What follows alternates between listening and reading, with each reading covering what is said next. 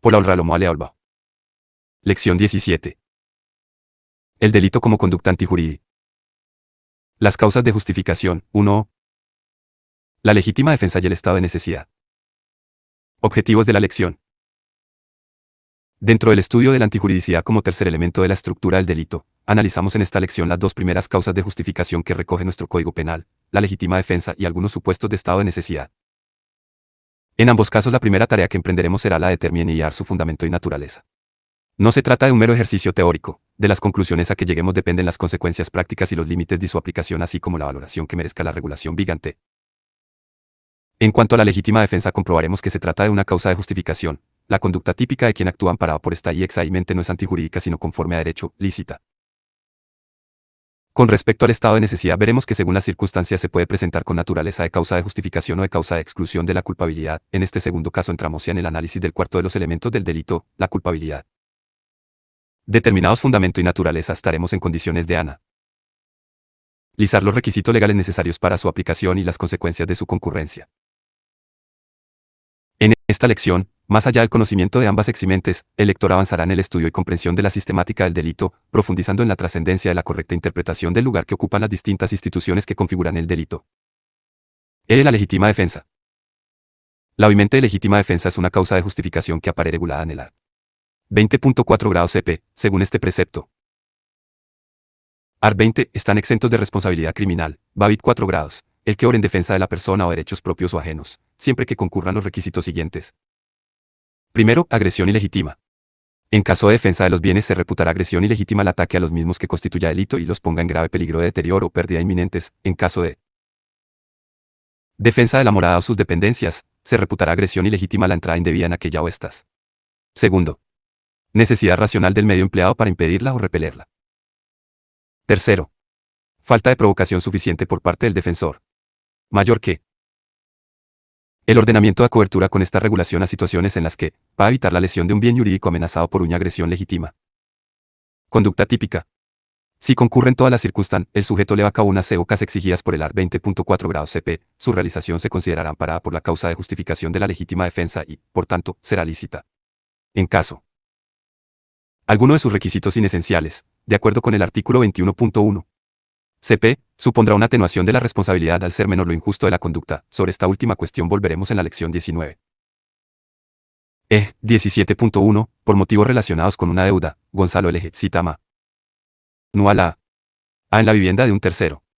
Durante el encuentro ambos salen a la terraza de la casa, momento que Manuela aprovecha para sacar cuchillos de unos 19 centímetros de hoja y terminado en punta con el queaco. Matías Gonzalo. Se produce un forcejeo y finalmente Gonzalo propina un fuerte puñetazo a Manuel, cae por encima de la barandilla hasta la calle desde una altura de 3,5 metros.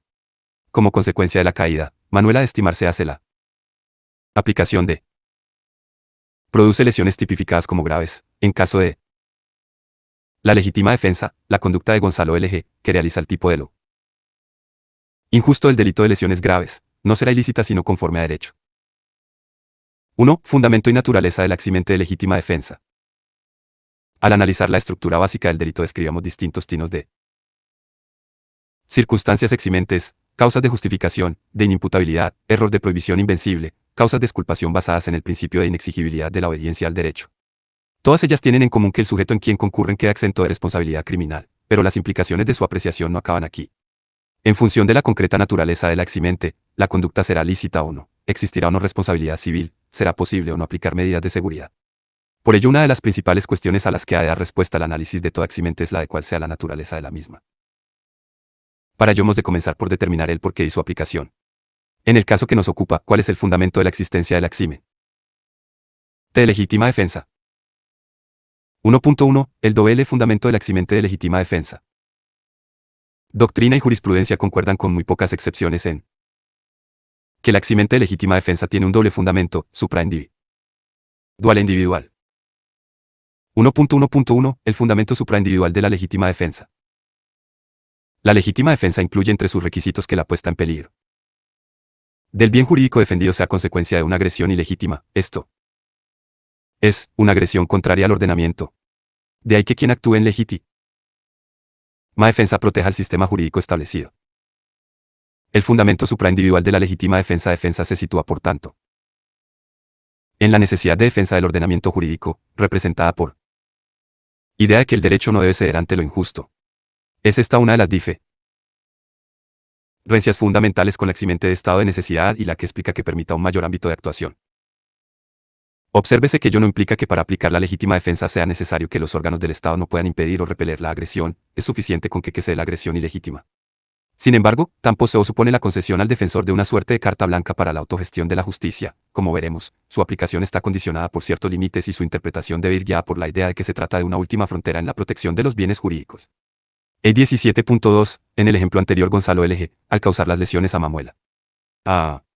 Está evitando que se cometa un delito de lesiones u homicidio, esto es, que se produzca una conducta contraria a derecho. En definitiva, está salvaguardando el sistema jurídico establecido. Si se dan todos los requisitos, su conducta estará amparada por la legítima defensa, aunque en la misma terraza se hubiera encontrado Juan LM, policía local, que también hubiera podido intervenir. 1.1.2. El fundamento individual de la legítima defensa. Para aplicar la legítima defensa no basta con que sea preciso defender el orden jurídico, no basta pues con cualquier tipo de agresión ilegítima. EIAR 20.4 grados CP establece que como consecuencia de la misma han de estar en juego la persona o derechos propios o ajenos. Es decir, junto al fundamento supraindividual es necesario que concurra un fundamento individual, representado por la defensa de determinados bienes jurídicos. La fórmula empleada por el legislador indica que se ha de tratar de bienes jurídicos cuyo portador sea una persona física o jurídica. 17.3, y así, Gonzalo LG, con su conducta no solo protege el ordenamiento jurídico en su conjunto, sino que evita la lesión de su vida o integridad física, bien jurídico de carácter individual. La interpretación más común es pues que quedan al margen de la legítima defensa los bienes jurídicos colectivos o supraindividuales, propios de la sociedad, el Estado o la comunidad internacional. Únicamente cuando el Estado, la sociedad o alguno de los entes que conforman la comunidad internacional sean portadores de un bien jurídico en calidad de personas jurídicas será posible actuar en legítima defensa del mismo. Circunstancias que en ello no significa que en esas otras los desprotegidos bienes jurídicos colectivos o supraindividuales podrán ser defendido, bajo el amparo de otro tipo de eximentes, como la de estado de necesidad o la de cumplimiento de un deber o ejercicio legítimo de un derecho. Se apuntan diversas razones para la exclusión de este tipo de bienes jurídicos del ámbito de la legítima defensa, desde los abusos a los que llevar su alegación, a la inseguridad jurídica que en ocasiones podría la interpretación de los requisitos para su aplicación acarrear. 17.4. En definitiva, será posible alegar la legítima defensa del Estado o las comunidades autónomas, patrimonio pero no el interés del Estado en control de los flujos migratorios, del medio ambiente o de la seguridad nacional. 1.2. La naturaleza del eximente de legítima defensa. Habida cuenta de su doble fundamento, podemos afirmar que la legítima tiene naturaleza de causa de justificación. En caso de que concurran todos sus elementos, la conducta típica realizada al amparo de la misma será declarada lícita, conforme a derecho. La antijuridicidad quedará excluida. 2. Requisitos de la causa de justificación de la legítima defensa. Los requisitos objetivos de la causa de justificación vienen recogidos expresamente. En el art. 20.4 grados CP, agresión ilegítima, necesidad racional del me. Añadir. Empleado. 1. Más y de falta de provocación suficiente. A los allí descritos hemos de carácter subjetivo, la conciencia y voluntad de defensa. 21. Los requisitos objetivos de la legítima defensa. 2.1.1. La agresión ilegítima. Esto es, la legítima frente a defensa supone una reacción frente a una agresión ilegítima que cuenta una conducta dirigida a la producción de la lesión de un bien. Nero del art. Con 8 y 40. La protección. CPs. Del ordenamiento jurídico, según el párrafo PRI requisito de la legítima defensa. Art 20. 4 grados, primero. Agresión ilegítima. En caso de defensa de los bienes se reputará agresión ilegítima el ataque a los ya mismos que constituye delito y los ponga en grave peligro de deterioro o en caso de pérdida inminentes. Defensa de la morada o sus dependencias, se ilegítima la entrada indebida en reputar agresión aquella o estas. Elemento esencial de la legítima defensa por DOC considerado como un elemento. Y jurisprudencia, ha de concurrir para su aplicación tanto como ejimen de completa trina como incompleta y, recordemos que en este segundo caso no habrá exención de pena sino una mera atenuación de la pena por ser menor lo injusto, en caso de que el sujeto crea equivocadamente que se da una situación de agresión ilegítima, siendo que no es así, estaremos ante un supuesto de la conocida como legítima defensa putativa, que podrá dar lugar a un error de prohibición del artículo 14.3 CP. Su lugar sistemático de análisis será, por tanto, la culpabilidad. Estudiemos la agresión ilegítima desde la perspectiva de su concepto, de las cualidades que ha de tener y de los objetos sobre los que ha de recaer. Al concepto de agresión, por agresión se entiende todo comportamiento dirigido hacia la lesión de un bien jurídico. Ello hace que la jurisprudencia y un sector altamente cualificado de la doctrina consideren que solo cabe la legítima defensa frente acciones lesivas, nunca frente a omisiones. Entendemos sin embargo que el término agresión no excluye de su ámbito a las omisiones. En efecto, ello es así desde el momento en que no se trata de conectar la conducta con un resultado material externo, lo que excluiría a las omisiones no causales, sino de constatar que está dirigida a la lesión del bien jurídico, esto es, a un resultado valorativo, y esta capacidad la tienen tanto acciones como omisiones. 17.5. Por ello, frente a otras opiniones, entendemos que cabe aplicar la causa de justificación de la legítima defensa tanto al autor de las lesiones producidas en el caso que hemos recogido en los ejemplos 17.1 a 3, en el que la agresión es claramente activa, como a quien coacciona al médico de guardia que se niega a prestar asistencia a quien acude a urgencias, veas ejemplos 12 y 18, 12.20, 12.22, 12 y 24 y 12.25, o al padre que como medio para maltratar psicológicamente a su hija deja de hablarle, véase segundo caso incluido en el ejemplo. 7.4. Consideradas tanto acciones como omisiones como posibles agresiones, la acotación del concepto debe venir por el lado de la intención. El comportamiento agresor implica la conciencia y voluntad de lesionar el bien jurídico. Ello excluye el ámbito de las agresiones ilegítimas las amenazas puramente causales a bienes jurídicos, bien sean fortuitas, bien tengan su origen en una imprudencia. Ahora bien, en estos casos de imprudencia o caso fortuito se podrá invocar el estado de necesidad que, como veremos, no precisa de la concurrencia de una agresión ilegítima. En contraposición al modelo descrito, el Tribunal Supremo no solo excluye los comportamientos omisivos del concepto de agresión, sino que, no concurrencia de una acción, frecuentemente que se produzca un acometimiento personal de carácter material o físico, se a todas luces de trata una restricción injustificada, que no exige la regulación lesal ni se acorde al fundamento de esta causa de justificación. De la ilegitimidad de la agresión. La agresión ha de ser ilegítima, ilícita, esto es, a infringir normas de determinación, mandatos o prohibiciones. Ello no implica que se haya de tratar en todo caso de un ilícito penal, cabe que suponga la infracción de normas de cualquier sector del ordenamiento, por ejemplo, civil o administrativo. Otro tipo de interpretación iría contra el doble fundamento de esta causa de justificación y contra la acotación que el legislador hace expresamente en el caso de la legítima defensa de los bienes, solo cabe ante delitos. No obstante, lo cierto es que el tipo de ilicitud influirá decisivamente en la concurrencia o no de los requisitos de necesidad de la defensa y de racionalidad del medio empleado, restringiendo en la práctica el ámbito de las infracciones ante las que cabe actuar en legítima defensa. A contrario sensu, no cabe la legítima defensa ante una agresión legítima, es decir, si se trata de una agresión justa, amparada por una causa de justificación y por tanto no ilegítima, dejará de darse el fundamento supraindividual y no se podrá invocar la legítima defensa ante la misma. El 17.6. Agustín V. participa en una concentración no autorizada frente a la Embajada de Israel en Madrid. Antonio R. miembro de las fuerzas y cuerpos de seguridad del Estado, se encuentra en el dispositivo de seguridad y con el objeto de disolver la concentración golpea a Agustín con su porra reglamentaria causándole lesiones leves. Si Antonio actúa dentro de los parámetros de la causa de justificación del cumplimiento de un deber, actúa lícitamente, por lo que Agustín no podrá defenderse legítimamente.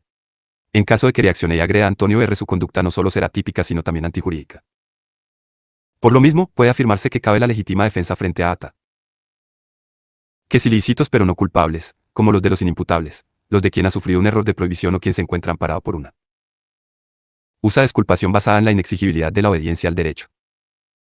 En todos estos supuestos, pese a la inexistencia de responsabilidad penal por parte del agresor, la conducta es ilegítima, por lo que, si sea el resto de requisitos, se podrá actuar al amparo de la legítima defensa. En todo caso, la falta de culpabilidad del agresor podrá influir en la concurrencia o concreción de otros elementos de la racionalidad del medio empleado. Los bienes jurídicos objeto de la agresión ilegítima, la defensa de los bienes y de la morada. El art. 20.4 grados CP exige que la agresión ilegítima se dirija contra la pérdida de derechos propios o ajenos. Ello nos permite llevar a cabo una doble caracterización de los bienes jurídicos amenazados por la agresión ilegítima y que, por tanto, pueden ser objeto de defensa. A. Desde una perspectiva objetiva, como hemos visto más arriba, la regulación del art. 20.4 grados CP limita los bienes jurídicos que pueden ser objeto de defensa a aquellos cuyo portador sea una persona física o jurídica. Recordemos que no es preciso que estén protegidos jurídico-penalmente, sino que la legitimidad de la conducta agresora puede provenir de cualquier sector del ordenamiento jurídico.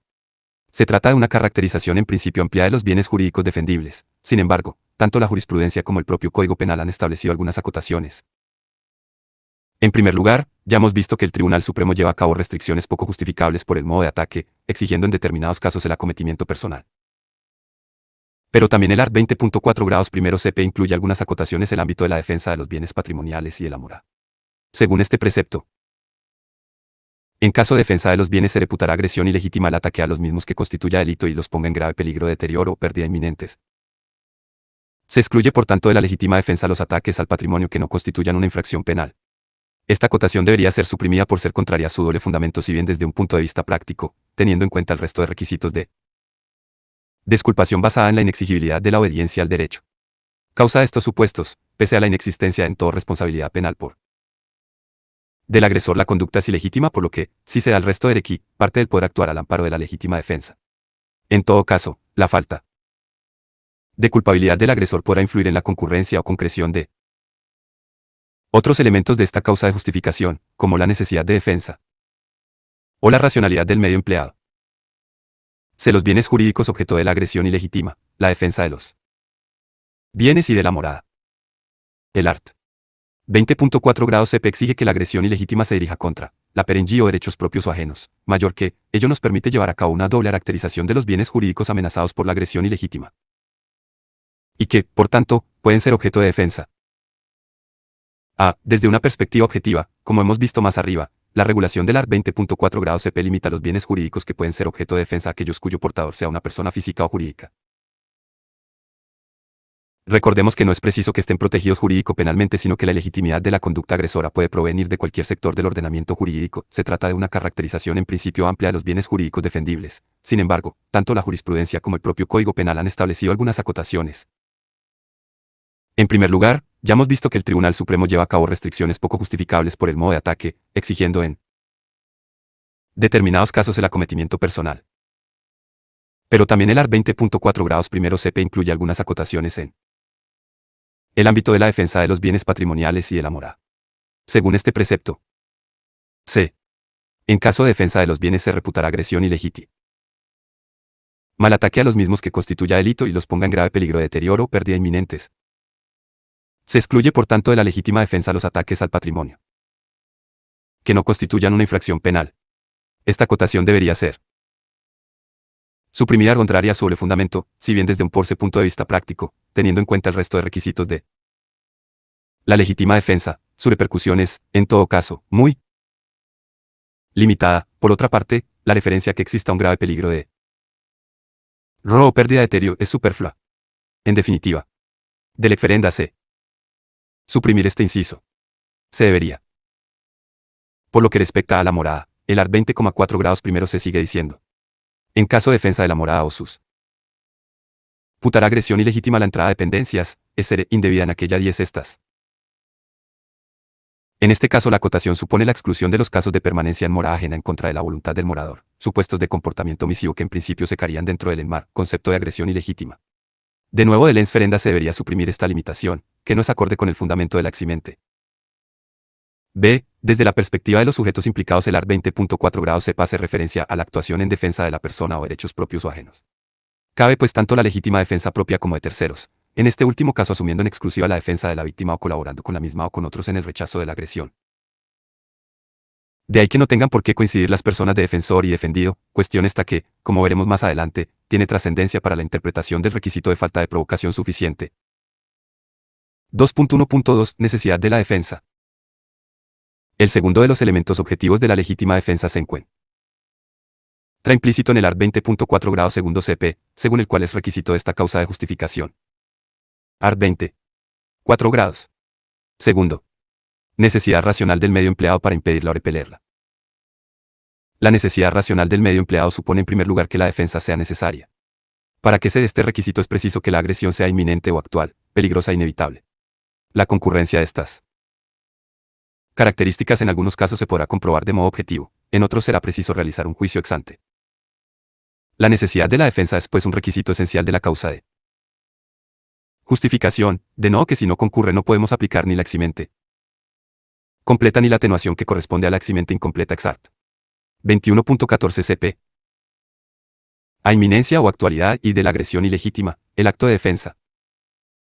No es preciso que la agresión ilegítima ya se esté produciendo, basta con Inmediatez. Con ello no se hace referencia a una agresión futura sino a una agresión que se encuentra en trance de comenzar. El análisis de este extremo supondrá llevar a cabo un juicio de previsibilidad ex ante. Por otra parte es preciso que la agresión no haya concluido aún, que no haya cesado el ataque al bien jurídico, de no ser así estaríamos justificando supuestos de venganza, lo que técnicamente se conoce como excesos extensi. O impropios. Esto significa que la legítima defensa será posible en el momento inmediatamente anterior, en cualquier momento de la ejecución, durante la huida en aquellos delitos que necesitan de la misma para su completa perfección o incluso una vez que el delito sea consumado en el caso de los delitos permanentes. En definitiva, la reacción debe suponer un auténtico acto de defensa, dirigido a impedir, cuando el ataque no ha comenzado a repeler, cuando ya ha comenzado pero no ha acabado, la agresión. 17.7. Para recobrar su libertad Carolina M. golpea en la cabeza con una barra de hierro de 40 centímetros a Hans Michael P., que la retenía contra su voluntad hacía 6 días. Como consecuencia de la agresión Hans Michael sufre lesiones graves. Aurora L. le lanza una piedra a Miguel S. que, tras desvalijar la casa de esta, acaba de saltar por la ventana con el botín. La pedrada le produce a Miguel un traumatismo cráneoencefálico severo. B. Peligrosidad de la agresión ilegítima. Para poder justificar la conducta defensiva es preciso que la agresión a la víctima sea peligrosa, es decir, el bien jurídico ha de encontrarse en peligro. Para determinar este extremo de nuevo será preciso realizar un juicio ex ante para comprobar que la lesión del bien jurídico no aparece como absolutamente improbable.